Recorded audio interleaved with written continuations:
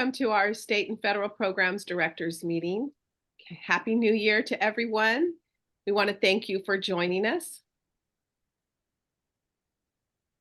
As we start our new year of 2024, we know that we many times we have New Year's resolutions and, trying to live better, be better, feel better. And so take a look at all of these choices and what type of New Year's resolution are you trying to, and I say try, to put in place?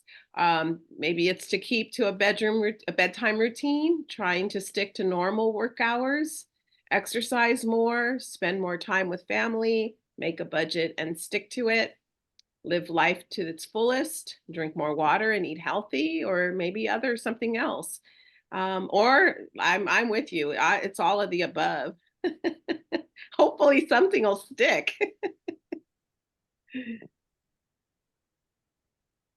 Great.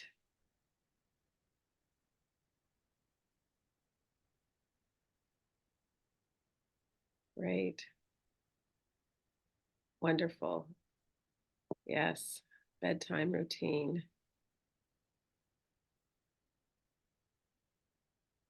Yep. I agree.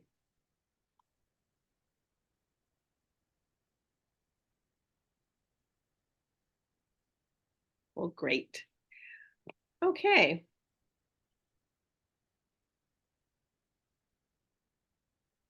I'm Adrienne Balcazar, and I would like to introduce the LCAP team, the LCAP-State and Federal Programs Unit here at Los Angeles County Office of Education. Today, joining us is Debbie, Helen, Augustine, Rachel, Jeannie, and Anita. And then we also have our support staff here, Maribel, and new to our team is Carol Thomas. So welcome, Carol. This is your first meeting that you're joining us. And so for those of you out there, when you reach out to our unit, you will either speak to Maribel or Carol. So we're very excited to have a new member to our LCAP state and federal team. To access today's presentation, we ask you to click on the link in the chat. It'll be in there periodically. It will take you to our Canvas page, and the presentation can be accessed through the icon as shown here. The agenda and resources are listed and available here as well. We are recording today's workshop and meeting, and we will be posting the link. And once we complete the Q&A, you can also find it here as well. So let's get started with today's meeting. Today, we're going to talk about the Consolidated Application CARS winner release, a little reminder on that and how it ties into the Federal Cash Management Data Collection System. We'll take a look at the LCAP Federal Addendum, Title III, Allowable Uses, Teacher Assignment Monitoring Outcome, Comprehensive School Safety Plan, Expanded Learning Opportunities Program, and the reminders for upcoming deadlines and our upcoming LCAP training. As usual, we ask that you please place your questions in the chat box, and we will answer any simple questions if we can. But we will be following up with written responses in a Q&A that will be emailed to you, and it will also be posted on our website. We'll also, again, post our recording on our website as well. You can also find our Q&As and the other resources as well, the slides and the handouts from our previous meetings at this link. Okay, so today I want to just talk briefly about the Consolidated Application winner release. Last month at our December state and federal programs directors meeting, Debbie went over the consolidated application, the winner release specifically, and just an update on that. So the winner release of the CONAP, again, as a reminder, is submitted through the CARS system from December to January each year. And the winner release contains the LEA's entitlements of each program that you participate in. And so you can see here that the the program, that the winter release deadline is January 15th, 2024, and that was on Monday. So you have until the 15th, though, if you need to make some changes. Once it's certified by January 15th, you can still, the system's open and you can make any changes and recertify as long as the system's open. So if you get called from CDE or if you notice something that needs to be changed, again, you have until February 15th while the system's open for you to make some changes and recertify your CONAP. And then once the system is closed, you will need to, you won't be able to make changes. So again, if you double check to make sure that everything is all completed, and so that you're not caught, with it closed. Also, there's the to access the cars, the link is at the bottom of the slide. It's just so you can go straight to it for reference. And now I'd like to talk about the Federal Cash Management Data Collection, also known as a CMDC. Cash Management Data Collection is a web-based data collection system that LEAs use to report their federal cash management data for the federal programs under ESEA of 1965 and as amended by ESSA. The ESSA programs that use CMDC system to report cash balances are Title I, Part A, Title I, Part D, Subpart 2, Title II, Part A, Title III, English Learner, Title III, Immigrant, and Title IV, Part A. It's important to know and understand why LEAs must use the cash management data collection system. And the reason is because federal regulations require that recipients of federal funds minimize the time that's between the receiving the funds and spending the funds. And so as a result, they created the system in order to follow the federal guidelines. So the CMDC system provides the data to CDE that enables them to make quarterly apportionments or payments based on LEA's cash balance. So it's a little bit different than the CARS or the CONAP, because that's more of your request to participate in the program and also to report on the funds and how they're distributed based on federal requirements. So if you look at there are reporting periods quarterly, and the reporting periods are, there's 4 periods starting with the beginning of the school year for July 10th through the 31st, October 10th through the 31st, January 10th through the 31st, and April 10th through the 30th. And actually what you see starred there for the October is the most important reporting period is in October, because you should not miss this. If you miss some of the other reporting, you can kind of catch up. You might miss an allocation or a payment, but you'll still have time to receive the funds and move forward. But what happens in October is, if you remember, the September 30th deadline of the closing or ending of programs happens. And so typically the 27th month life of that program expires on September 30th. So if you miss this, then you will, if you have unspent funds when the program year closes, those remaining funds will be forfeited. So there's no way of recouping it once the 27-month life is gone. So again, you want to make sure that your program and fiscal are really on top of it for that October 10th. And so again, just a reminder. Here are some reminders about the CONAP. And so the data required in the CONAP reporting system expenditures is not the same data required in the CMDC. So if you're not familiar with one or both of the systems, it's important to know that the information in the two systems are not linked, and because they're different data that's being collected. So in the CARS, they're collecting expenditure data which is needed to determine, which is the expenditure data at the 12-month mark, the 24-month report, and the 27-month report, and those are in those those intervals. And then the CMDC, these are collecting the cash balance data, which is needed to determine quarterly apportionment payments to release to the LEAs. So again, the CARS is collecting what you're spending, and the CMDC is collecting what's still left in your balance. And so remember, the whole point of this is that you have to, your expenditures have to spend down 25% per quarter in order to receive the next payment or apportionment. So it's critical that, again, fiscal and program side are working closely throughout the year.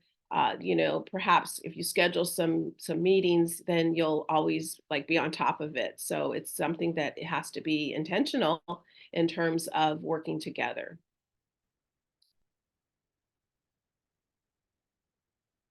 So to access the Federal Cash Management webpage, you can find the login page on CD's webpage at the link on the slide, and then you would just follow the steps that are here.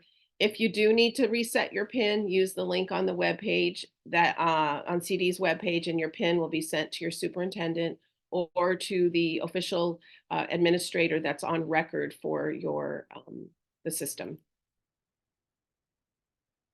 Once you have logged in, you will enter the account balances for your Title I, II, III, and IV programs. And just as a note, the cash balances include the cumulative total of all funds held for these programs as of the date you are completing this form, regardless of the fiscal years the funds were awarded. And so what they generally do is they'll pay out the oldest school year funds first. A deficit cash balance, for example, like when you expend cash for the program in excess of the amount received from CDE, should be reported as a negative amount. So there's guidance, and there, on the webpage, and there's Q&As and such. So in conclusion, the current reporting window for the CMDC was opened on January 10th of this year, and it will be closing at the end of the month on January 31st. So again, we want to make sure that you're aware of this, that your fiscal people are, your staff are already working on this, so that you will be able to continue to receive your payments, your apportionments on a quarterly basis. And so also here are the links to find additional information and the CDE contact information if you have any questions. And so now I'm going to turn it over to Jeannie, who's going to go over the LCAP Federal Addendum. Thank you. Good morning, everyone. We're going to discuss the Federal Addendum today. And if you go on to the next slide, this section today addresses the Federal Addendum, and it serves as a reminder about what the LCAP Federal Addendum is and how it should be reviewed periodically to ensure that the plan reflects what's currently in place and its alignment to federal requirements. It's important to note that the Federal Addendum is a document that is meant to supplement the LCAP, and it ensures that the LEAs are meeting the LEA plan provisions of the Every Student Succeeds Act. So this is looking at each of the titles and all of the provisions required. With this purpose, CDE emphasizes that the addendum should not drive LCAP development. And what this is really saying is that LEAs might consider including federal funds in their LCAP. However, this is not a requirement. But what is required is that all LEAs applying for ESSA funds must complete the LCAP Federal Addendum and must review and revise it periodically. This LCAP Federal Addendum is included in the FPM process this year, and we wanted to share with you that CDE has indicated that some reviews have indicated findings in the FPM review, and they have found that the LCAP Federal Addendum has not been updated to align with some of the required provisions.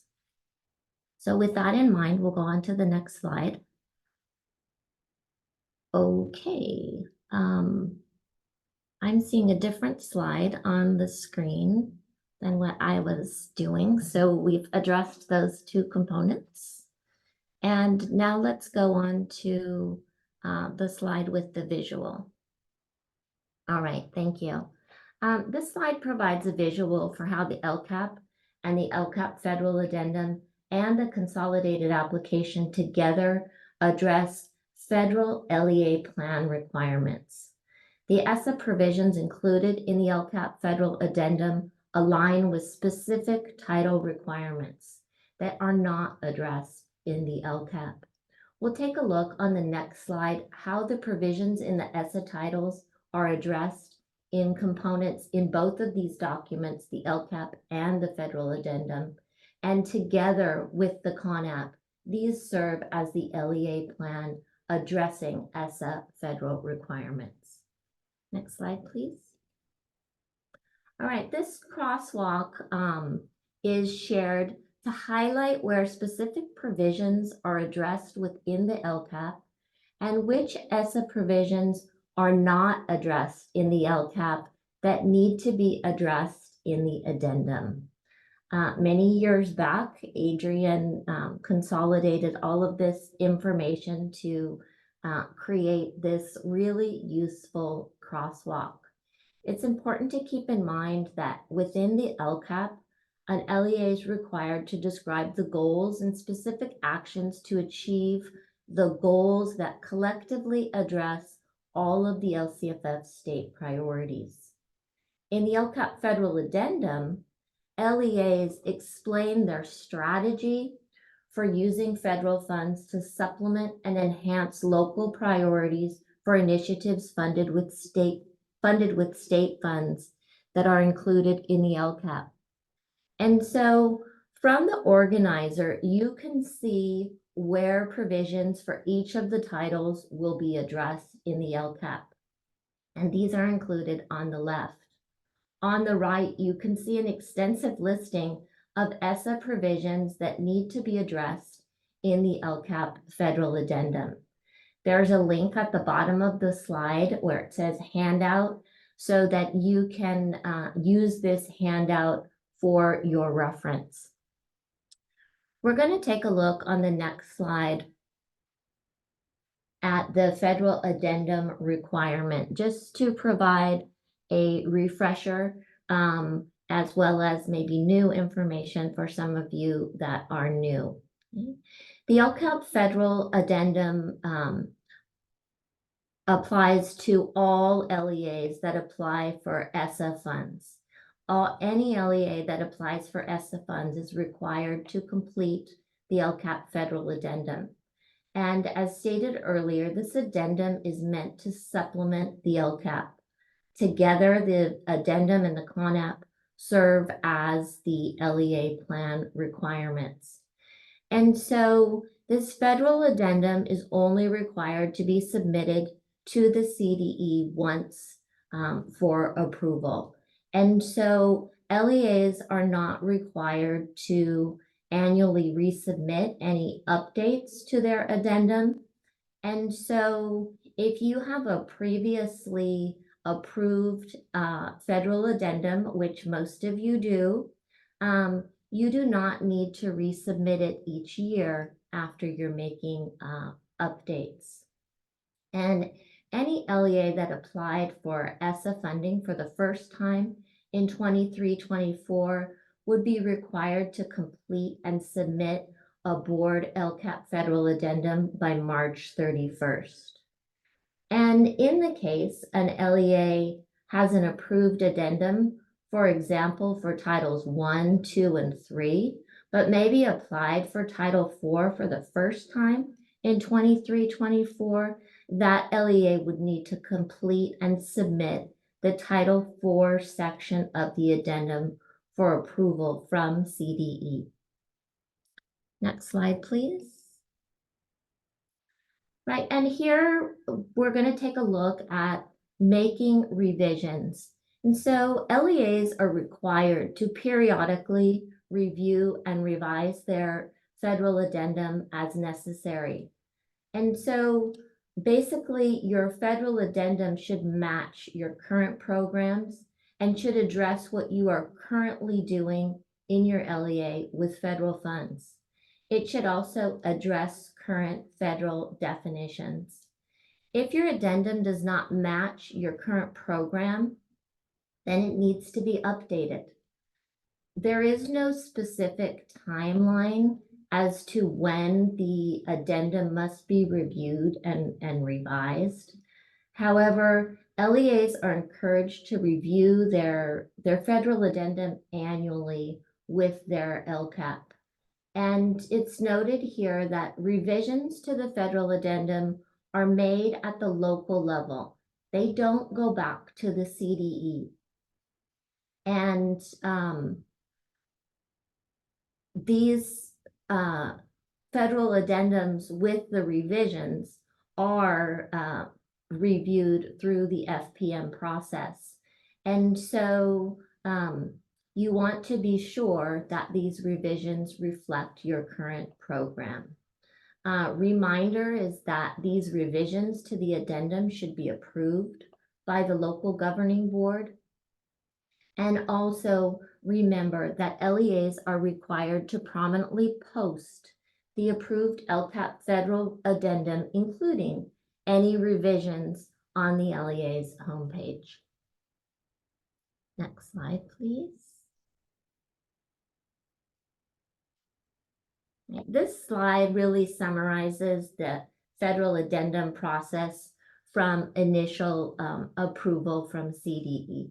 So here you can see included is that any LEA applying for ESSA funding must complete and submit a federal addendum upon initial application for ESSA funding. After the initial approval, okay, ESSA funding should be considered in yearly strategic planning, and the LCAP federal addendum should be updated to reflect any changes and to reflect what's currently occurring in the LEA. We're going to take a look at one of the provisions on the next slide and an example of how you might go about reflecting on what you have in your LCAP federal addendum and seeing if you need to revise or update any of the sections. And so here we're looking at an example from Title II, and we're looking at the ESSA section addressing prioritizing funding. And here LEAs must prioritize funds to schools served that are implementing comprehensive support and improvement activities, as well as targeted support and improvement activities. So this is addressing prioritizing funding at the CSI sites. If you look on the next slide, there are some guiding questions that will help the LEA to provide this required description.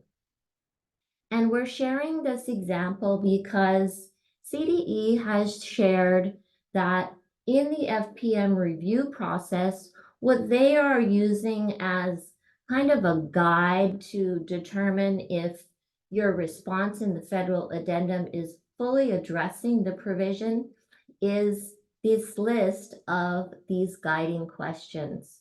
So when they review your response, they will be referring to these guiding questions. And so we suggest that you use this resource, which is included on the next slide, which is the LCAP federal addendum with the guiding questions. As you can see on the slide is the template with the guiding questions. And these guiding questions are designed to support your LEA and educational partners in reviewing your responses in the addendum and revising accordingly. As I said, the FPM reviewers will use these guiding questions kind of as a rubric to review your responses for specific programs and provide feedback as needed. Each of the program offices has also indicated their availability to support LEAs as you are making revisions to the addendum. So we encourage you to reach out to each of the program offices. We also remind you that as your LEAs are making any revisions, they should have their board approve the revisions. And also the slide reminds that even if the LEA title, if the LEA title funds from either Title II or Title IV have been transferred, the LEA still has the obligation to address all of the provisions. So if you're receiving and have applied for funds from any of the titles, you need to address those titles in your LCAP federal addendum. And at the bottom of the slide is a link to this federal addendum template with the guiding questions. And that concludes this section. And next I turn it over to Debbie Cano to address the Title III allowable uses. Thank you, Jeannie. So good morning, everyone. Today, Augustine and I will share some information about Title III allowable uses with you. I'm starting off with this. So oftentimes Title III is considered the most restricted of the title monies. And I've heard from more than one LEA that they have a difficult time spending these funds. So we're here to talk about that, but making sure that you stick to the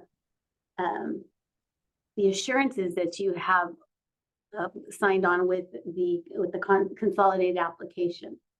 So we're going to start with a quick overview of Title III federal funds and their related state programs. And so we have federal funds available through Title III subgrant for 2 programs administered by the CDE, the English Learner Program, and we have their Immigrant Program. Both of these fall under Title III. These funds are meant to supplement, not supplant, existing federal, state, and local funds for programs serving English learners and immigrant children and youth. The idea is to supplement the current funding levels, ensuring a higher standard of support for these programs under SS Section 3115G. So an English learner, for English learners, the purpose of the subgrant is to assist EL students to acquire English and meet grade level achievement and graduation goals. So the acquisition of the English language and to graduate. The LEA agrees to expend the funds to improve the education of English learner students and immigrant children and youth by assisting them to learn English and meet the challenging state academic standards. In carrying out activities with such funds, the eligible entity shall use effective approaches and methodologies for teaching EL and immigrant children and youth. The immigrant funds are to pay for activities that provide enhanced instructional opportunities for immigrant children and youth. So just to define, to share the definition, the term eligible immigrant student with regards to Title III is defined as an individual student who is aged 3 through 21, who is not born in any of the 50 states, the District of Columbia, and the Commonwealth of Puerto Rico, and has not been attending any one or more schools in the United States for more than 3 full school years. So that is defining an immigrant child and how the funds are allocated to students who fall within that definition. Next slide, please. So sometimes we conclude our sections with the FPM monitoring tools related to the topics we present. But today I'm starting with it here. And I'm doing that just to remind everyone that these tools are very good resources to guide how we establish or evaluate our systems for compliance with federal requirements. It really is a proactive measure to use these tools to structure or to evaluate your systems and how they are operating in a compliant way. The FPM tools are organized with subtopics of compliance items. So here in this example, is EL6 Title III Inventory. And you can see under this topic, specific information is listed regarding the compliance requirements for inventory. Next slide. For each topic, there are also subsections of evidence requested and related items. The evidence requested refers to what would be acceptable evidence for the reviewers in the FPM review. These are what they will request from you, from your LEA, to demonstrate compliance with this item. And the related items listed are the other FPM tools items that are related to this topic, because much of our compliance overlaps. So consider, if you were FPM tomorrow, could you provide this evidence of compliance? Is this information easily available? Or would you have to make several calls within your LEA to track it down? Ask yourself, who is responsible for oversight of this evidence? Does that person understand this accountability? And if you had a new staff member, how would they know to carry out these responsibilities? Are these accountabilities documented in writing for your employees? A good rule of practice is to ensure that systems operate as if you were always going to be selected for FPM. This way, you are generally always ready, and you don't have to scramble to create things or dig for evidence. If you develop strong systems, the evidence should always be current and readily available to you. And now I'm going to pass it over to Augustine, and he's going to continue to talk about specifics of the allowable uses of Title III funds. Awesome. Thank you so much, Debbie. Good morning, everyone. So when reporting Title III expenditures in your federal addendum, these 4 questions are crucial for your Title III program to be in compliance with federal regulations. Number 1, is the item allowable? Number 2, is the item allocable? Number 3, is the item necessary to carry out the purposes and functions of Title III? And 4, is the item a direct service, or is it an administrative cost? So let's define what it means for an item to be reasonable, allocable, and allowable. A cost is reasonable if in its nature and amount, it does not exceed that which would be incurred by a prudent person under the circumstances prevailing at the time the decision was made to incur the cost. A cost is allocable to a cost objective if the goods or services involved are chargeable or assignable to the cost objective in accordance with the relative benefits received. And a cost is allowable if it is absolutely necessary and reasonable for proper and efficient performance of the award, and it's allocable to the award as well.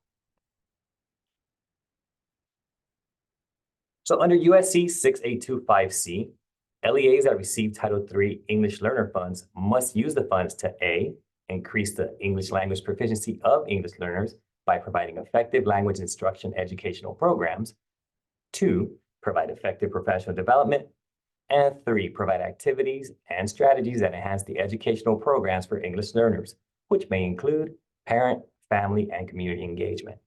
Remember, the purpose of Title III English Learner and Title III Immigrant Funds are to support English learner students, immigrant students, and their families.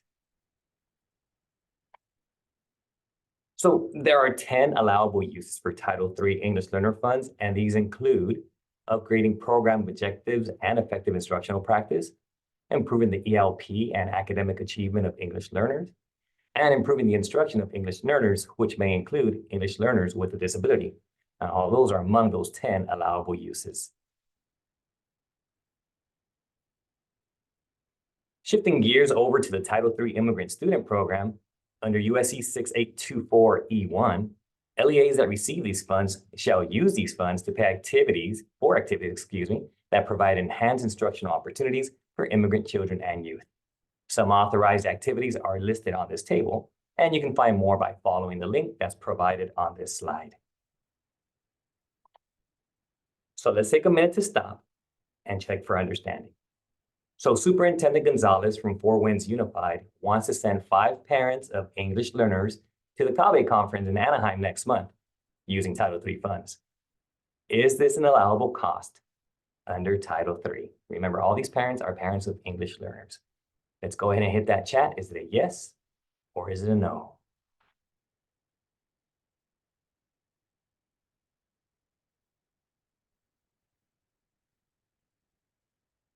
So far, everyone has passed. I see a lot of yes, a lot of why. Next slide, please. Yes, the answer is yes. Title III funds can be used to fund activities that strengthen and increase parent, family, and community engagement in programs that serve English learners. Next slide, please. So before Debbie and I close out this section, we wanted to share some resource links that we hope you find useful in ensuring your LEA's Title III compliance. Ladies and gentlemen, we thank you for your time, and now we'll pass it on over to Helen. All right, thank you, Augustine and Debbie. Happy New Year, everyone. This section is to provide you with overview of the Teacher Assignment Monitoring Outcome Report, better known as TAMO report. Okay. On November 6, 2019, the State Board of Education approved an updated definition for ineffective and out-of-field teachers to be included in the amended California ESSA Consolidated State Plan. To delve deeper into this topic, you can find some of the definitions through the link provided on the slide. In addition, this slide also includes a state and federal comparison assignment monitoring chart, courtesy of Fresno County. Thank you. And this chart serves as a valuable reference, offering a comprehensive comparison to elucidate the distinctions in these definitions at both state and federal levels. The teacher assignment monitoring outcome data are reflected in the information collected through the local agencies through the California Longitudinal Pupil Achievement Data System, better known as CALPADS. The assignment monitoring outcomes are based on the statuses generated through the assignment monitoring processes conducted by Commission on Teacher Credentialing through CALSAS. This process evaluates each assignment based on statewide educator identification associated with the assignment to determine if or how the teacher is authorized to teach the assigned course and the students enrolled in the course. So the TAMO data serves multiple purposes in adherence to the Every Student Succeeds Act state plan requirements. Furthermore, TAMO data are instrumental in compilation of the SARC, coming up soon, right? Student Accounting Report Card. And moreover, TAMO data informs Priority 1 on the California School Dashboard. Beyond these, the components of TAMO data are used for Williams compliance, and it also extends to the requirements and compliance under the U.S. Department of Education, such as the Federal Teacher Equity Plan. This data plays a crucial role in ensuring compliance, transparency, and effectiveness in educational programs at both the state and the federal levels. So this chart shows the relationship between the different agencies and the actual public release of data. As shown on the chart, the collection of data for 22-23 was in spring 2023, and CTC and CALSAS reviews was in the summer and fall of 2023, and this data will be released in spring soon of 2024. And currently, this is the beginning of the collection cycle for 23-24, as this data is due in spring 2024. And remember that this is the beginning of the collection of data that's going to be released over a year from now. As data is reported, it is crucial to work together to ensure the accuracy of data. And this means that curriculum and instructional staff, the human resources and credentialing staff, and the CalPAT staff all work together and to maintain the accuracy of the system's course codes associated to the attributes within the student information system. And their responsibility includes verification of course and staff assignments, information in the CalPATS report, specifically report 4.3, staff teaching assignment detail. The human resources and credentialing staff plays a crucial role in providing a comprehensive staff demographic and job classification data, along with non-classroom based assignments. Their responsibilities also involve verifying staff data in CalPADS reports, specifically, again, report 4.3 and 4.5 non-classroom based or support assignment detail report. Additionally, this team ensures that staff members possess the necessary authorizations for their assignments before the commencement of the school year, including local assignment options. And lastly, the instructional technology or CalPAT staff focuses on data submission and error correction, playing a key role in ensuring the timeliness of the certification.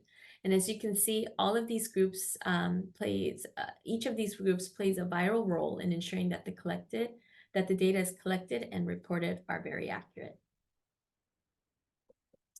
So in reviewing of assignments in the 22-23 CalSAS reports, here are some of the common CalPADS errors identified by the CDE.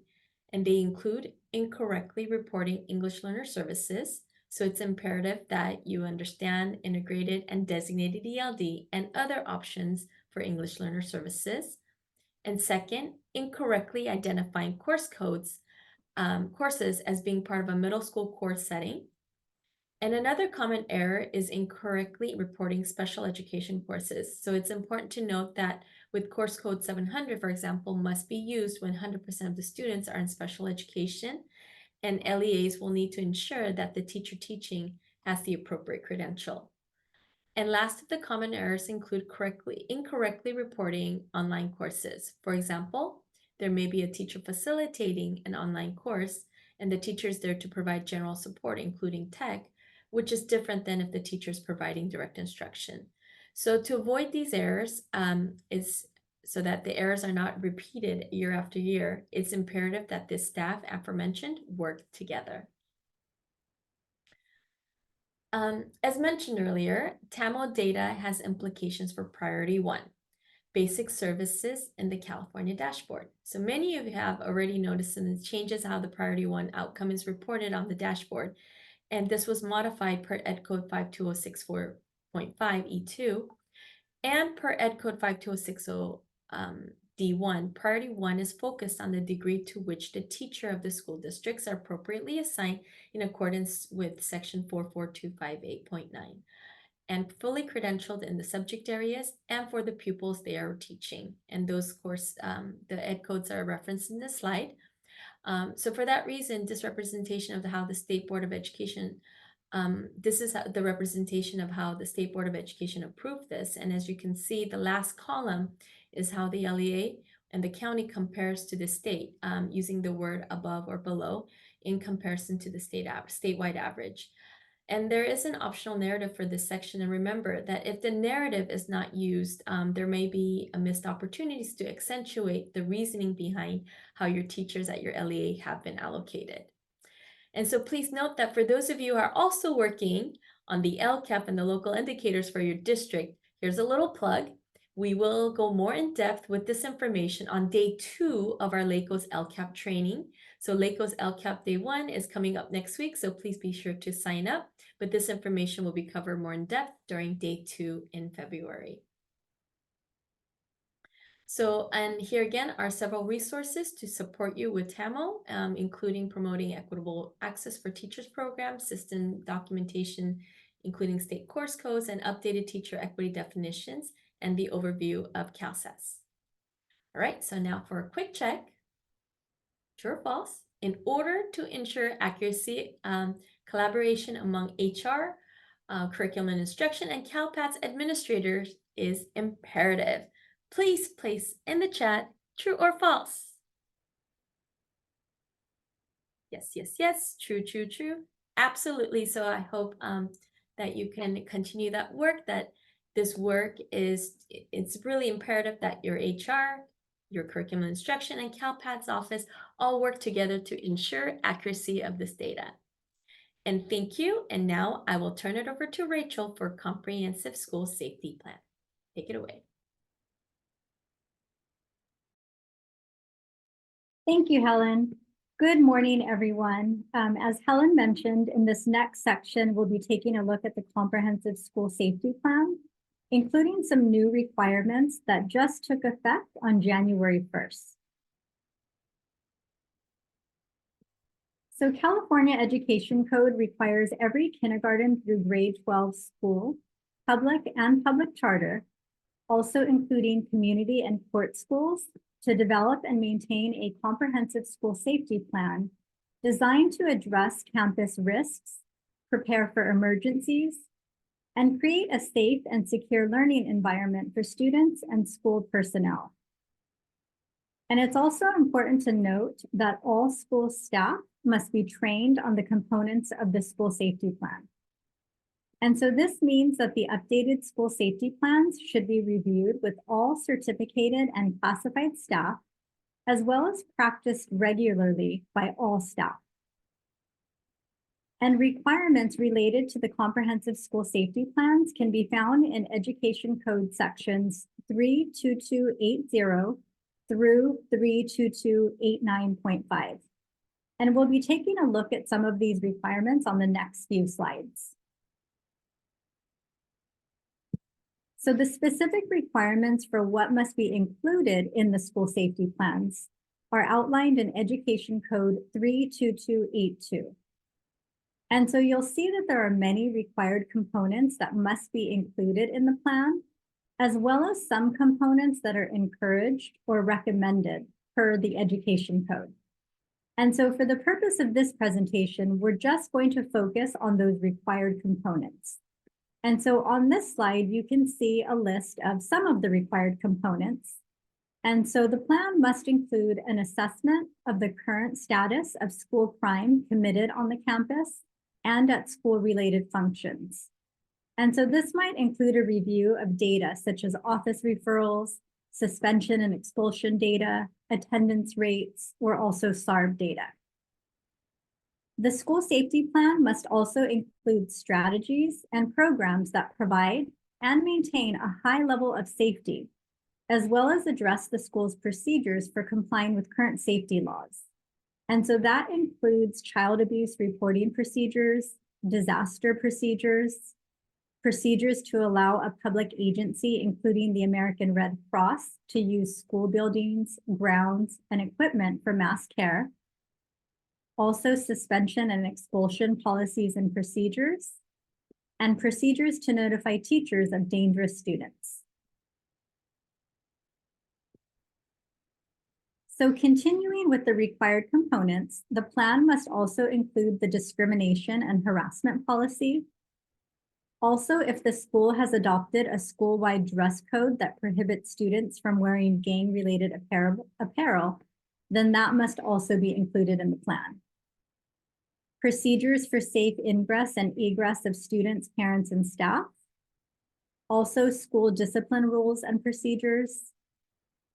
Procedures for conducting tactical responses to criminal incidents, and procedures to prepare for an active shooter based on local needs. And so in addition to the required components that were addressed on the previous two slides, there are some new requirements for comprehensive school safety plans that just took effect on January 1st. And so as a result of Senate Bills 10-671 and 323, Education Code 32282 has been amended to include these new requirements. So first off, per Senate Bill 10, any school serving students in grades 7 to 12, the comprehensive school safety plan must now include the development of a protocol in the event a pupil is suffering or reasonably believed to be suffering from an opioid overdose.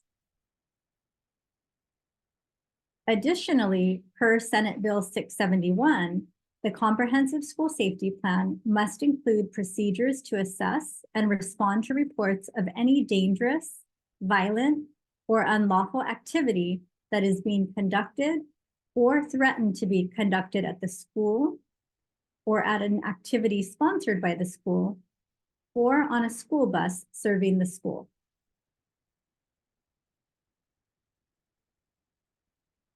There are also several new requirements related to disaster procedures in school safety plans as a result of Senate Bill 323. And so the disaster procedures in school safety plans previously required adaptations to be included for students with disabilities in accordance with the Federal Americans with Disabilities Act. And so now those adaptations included in disaster procedures must also be in accordance with the Federal Individuals with Disabilities Education Act and with Section 504 of the Federal Rehabilitation Act. Additionally, language has been added to the Education Code specifying that the annual evaluation or review of the school safety plan must include ensuring that the plan includes these appropriate adaptations for students with disabilities. And so another new requirement related to this is that a school employee, a pupil's parent, guardian, or educational rights holder, or a pupil may bring concerns to the school principal about an individual pupil's ability to access the disaster safety procedures described in the plan after the first evaluation or review is conducted, and then each year thereafter.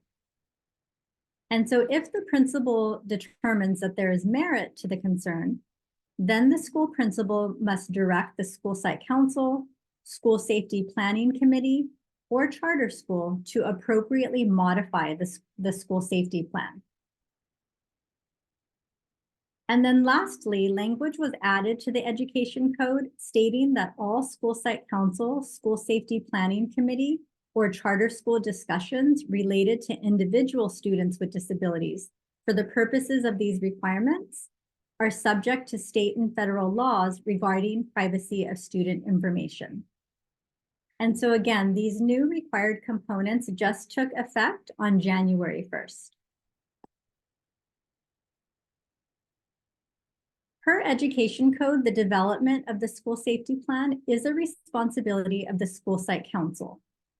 However, it's important to note that the school site council has the option to delegate this responsibility to a school safety planning committee. And so if the school site council is delegating this responsibility, then the school safety planning committee must meet specific composition requirements that are specified in Education Code. So this would include the principal or his or her designee, one teacher, one parent whose child attends the school, one classified employee, and any other members if desired. And if the school is not required to have a school site council, then this responsibility would also be fulfilled by a school safety planning committee made up of the members just indicated. When developing or updating the school safety plan each year, the school site council or safety planning committee is also required to consult with a representative from a law enforcement agency, a fire department, and other first responder entities. And additionally, any updates made to the plan during the year must be shared with these entities. If a school district has fewer than 2,501 units of average daily attendance, then the district has the option to develop one district-wide comprehensive school safety plan for all schools within the district. And so in that case, the district-wide comprehensive school safety plan would be developed by the district rather than a school site council or a school safety planning committee.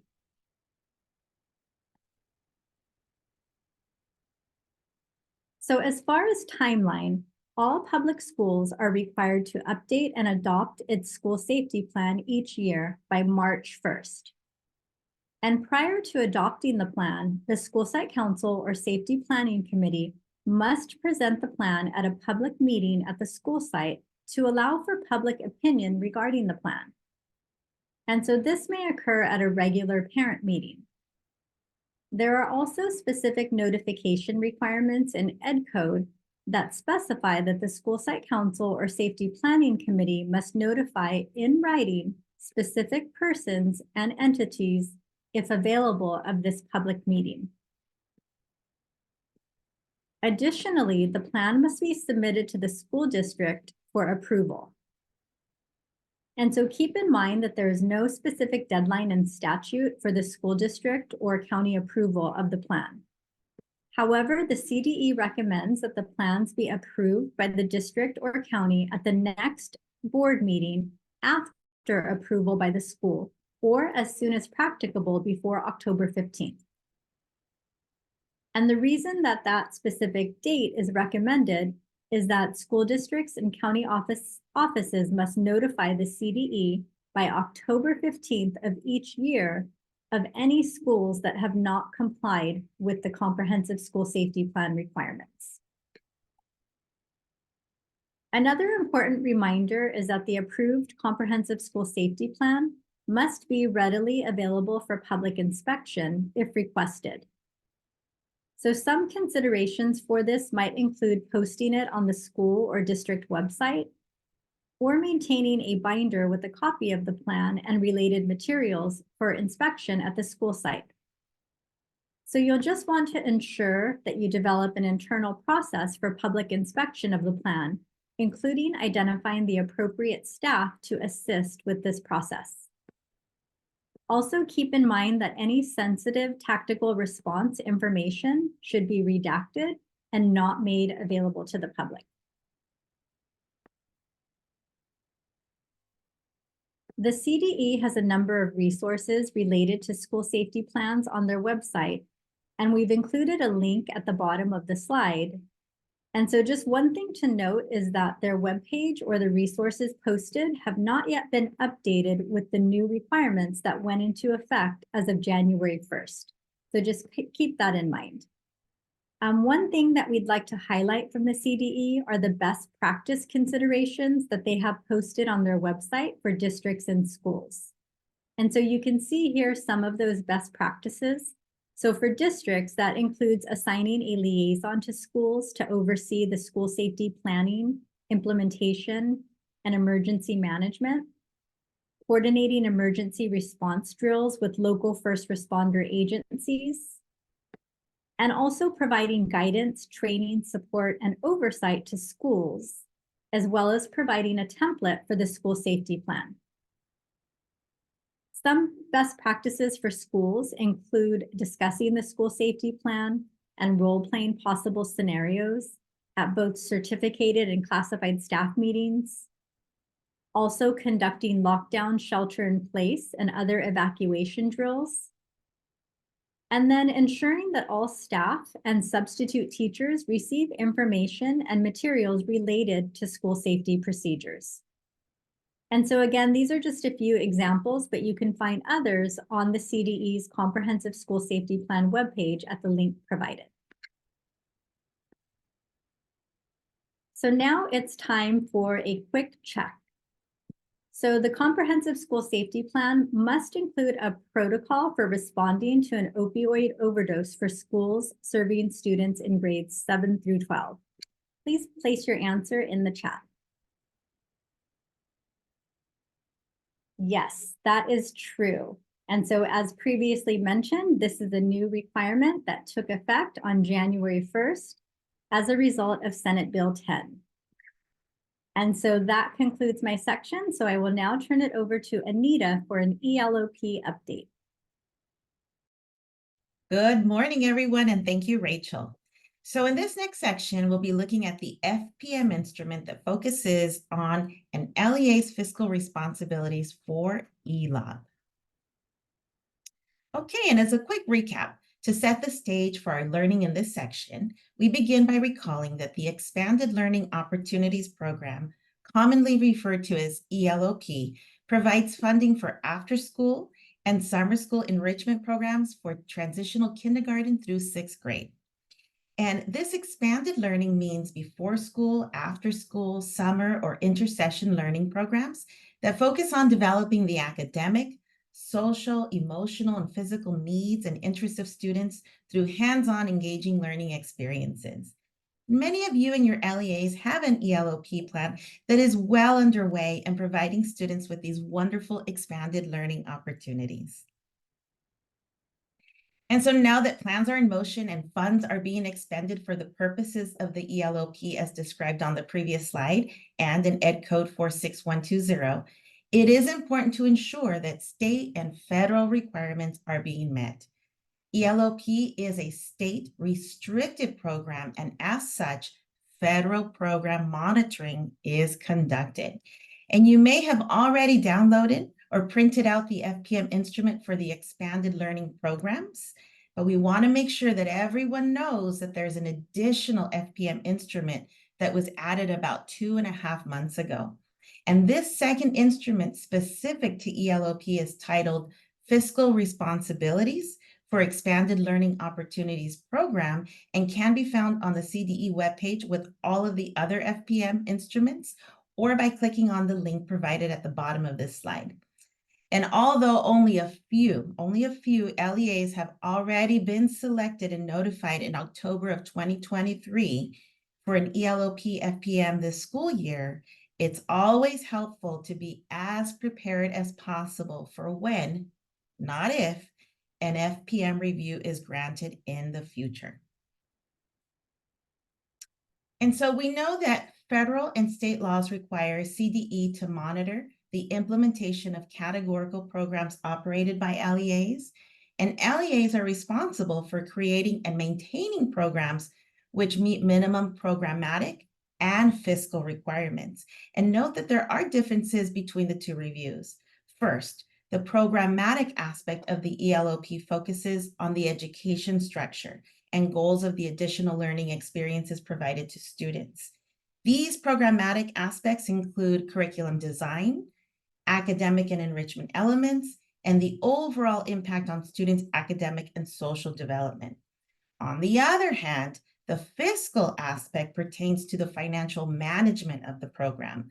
And fiscal aspects include ensuring that financial resources are used effectively to support the program objectives, making certain that compliance with funding regulations is obtained, and ensuring there is accountability for how the funds are spent, such as tracking expenditures, assessing cost effectiveness, complying with the financial regulations, and reporting requirements make up part of the fiscal review as well.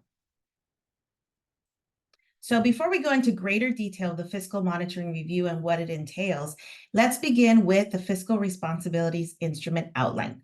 So the instrument has 5 items. ELOP item 1 is on time and effort requirements. ELOP item 2 is on policies, procedures, and internal controls. ELOP item 3 is on allowable costs. ELOP item 4 is on procurement. And lastly, ELOP item 5 is on equipment and inventory management. Okay, so let's take a look at item 1, time and effort requirements. The LEA, or local education agency, must ensure that all salaries and wages charged to the ELOP program are based on records that accurately reflect the work performed, and that they are supported by a system of internal control which provides reasonable assurance that the charges are accurate, allowable, and properly allocated in accordance with state and program requirements.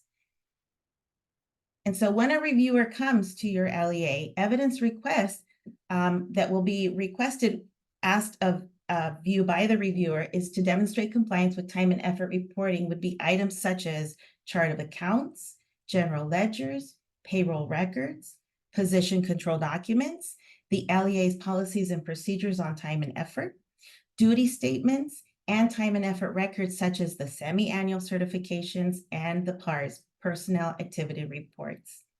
Written policies and procedures are essential to implement an effective time reporting system, and there should be a process with sufficient detail to understand how the system will operate from when time is worked to when time is recorded in the accounting records and charged to the apportionment.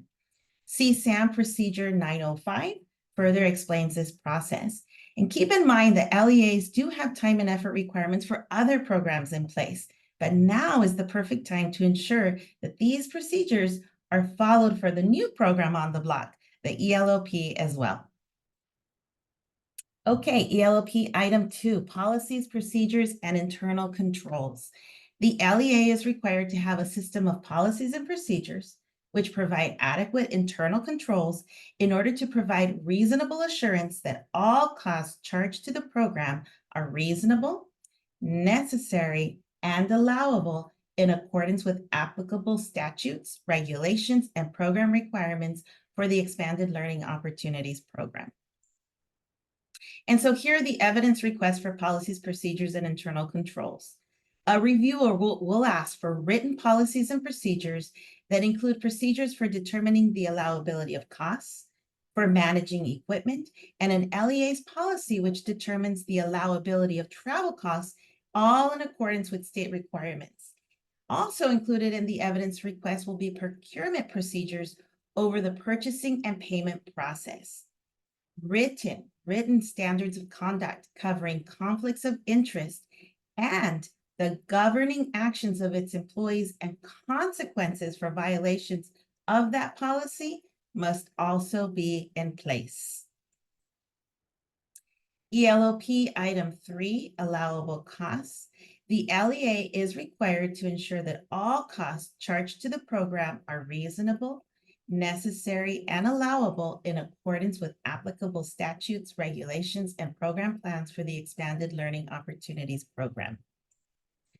So evidence requests for ELOP item 3 include a chart of the established accounts used by the LEA, including categories such as fund, resource, object, site, etc. Duty statements describing responsibilities and activities of employees working in the ELOP program. Allowability procedures. A current board-approved ELOP plan updated at least every 3 years and posted on the LEA's website. Agreements with subcontractors for services provided and charged to the ELOP. General ledger for the fiscal year in review, and vendor invoices, detailed receipts, or documentation to substantiate how costs benefited the ELOP program. ELOP item 4, procurement. An LEA must follow appropriate procurement processes for its contracts.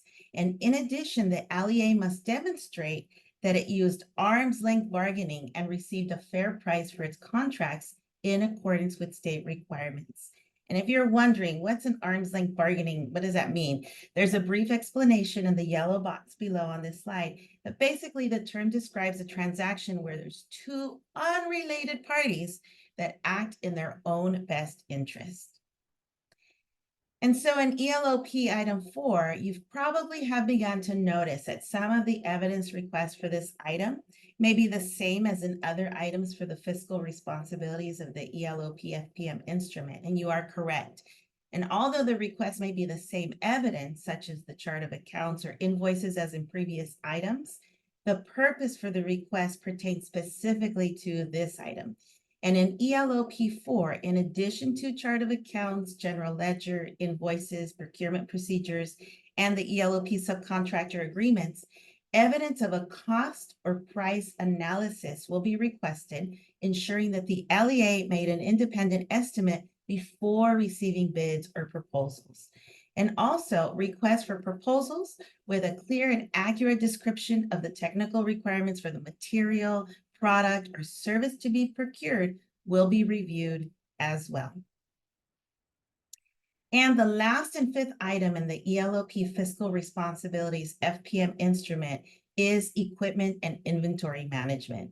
The LEA must establish and maintain a historical inventory system for equipment purchased with ELOP funds with an acquisition cost of $500 or more per unit, which contains the following: type and description of the item, the model or name, serial or identification number, acquisition date, original cost, location of use, time and mode of disposal if applicable, and any ultimate disposition data, including the date of disposal, sale price, or method used to determine the current fair market value.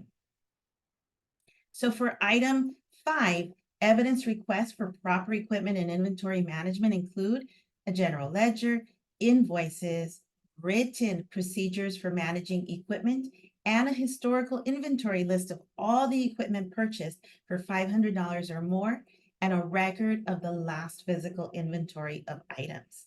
And although the physical inventory is required to be conducted at least every 2 years, CDE recommends that this be done annually. And so in summary, we hope you walked away with the following important key points and considerations. ELOP has 2 FPM instruments, the Expanded Learning Programs Program Instrument and the most recently added fiscal responsibilities for ELOP program instrument. One instrument deals with the programmatic side of the house and the other with the fiscal aspects. And since many of the ELOP staff may be newer employees in your LEA, training them in the policies and procedures for ELOP is prudent and necessary. But for greater detail and an in-depth explanation of all these fiscal terms mentioned in this section, you can refer to our Fiscal Basics 2-day training presentations. The link on this slide will take you to the PowerPoints. Thank you all for your attention. And next up is Adrienne Balcazar with some closing reminders. Thank you, Anita, and thank you to the whole team. Just some reminders as we close our meeting. The topics, we put this together to kind of summarize some of these dates that are happening all right now or soon to be happening. So again, a reminder about the federal cash management collection. Right now, the reporting period is happening and it ends on January 31st. So again, mark your calendars. The SARC, as was shared today, it must be published and submitted to CDE by February 1st with the reminder of the board approval required prior to submission. Also, the consolidated application, the winter release, right now is the amendment or review time where the system is still open up until February 15th. And the LCAP mid-year report, that also must be presented on or before February 28th of this year at a regularly scheduled board meeting. Your CalPAD submission, again, Fall 1, the amendment window is December 16th to January 26th. Fall 2 certification deadline is March 1st, and there's no amendment window. And the comprehensive support and improvement, the CSI LEA reporting, that is happening. It opens February 1st and it's due by February 29th for the school year of the 2021 Federal Report 3 and final one, and the year of 2022 Report 3. And lastly, the comprehensive school safety plan. Each school must update and adopt its safety plan by March 1st annually. So again, just making sure that you have all of these dates and that you connect with all of the staff that are going to be helping with these particular reports and deadlines. And just know this is not an exhaustive list, so I'm sure you have your own additional dates to add to your calendar. We want to again invite you to our upcoming LCAP training. As you know, with the new template, there are many changes legislatively that have been added to the instructions. Although visually, if you look at the template itself, it doesn't look like much has changed, but the significant changes are in the instructions. So we really highly encourage all of you to attend and bring all your friends and come to our 2-day workshop. The first one will be held on Thursday, January 25th, 10 o'clock to 11:30. Day 2 is February 8th at 10 a.m. So here's the link for it, and look at our flyer. But again, it's really important that you bring your LCAP team so that it's for two purposes. One, you all hear the same message at the same time and you can discuss afterwards any questions that you have. And also two, it saves you the time that you're going to have to explain to others at your district. So you want to make sure that you invite everybody. And then we want to just remind you that in February on the 22nd, we will have our next program directors meeting. And as usual, we have any questions you can put in the chat. And we really would like you to complete the evaluation for today's meeting. We are ending a few minutes. I guess I could stretch it 2 more minutes to be 11:17 when we end. But again, we want to invite all of you to fill out the evaluation. We really do read them. We incorporate your suggestions, and it also allows us to see where did we kind of need to provide extra support. So again, give you some time. We'll give you 1 minute to look at this slide. And again, we want to wish you all a very happy new year. We're here to support you. Here's our contact information, and we just hope you have a great day.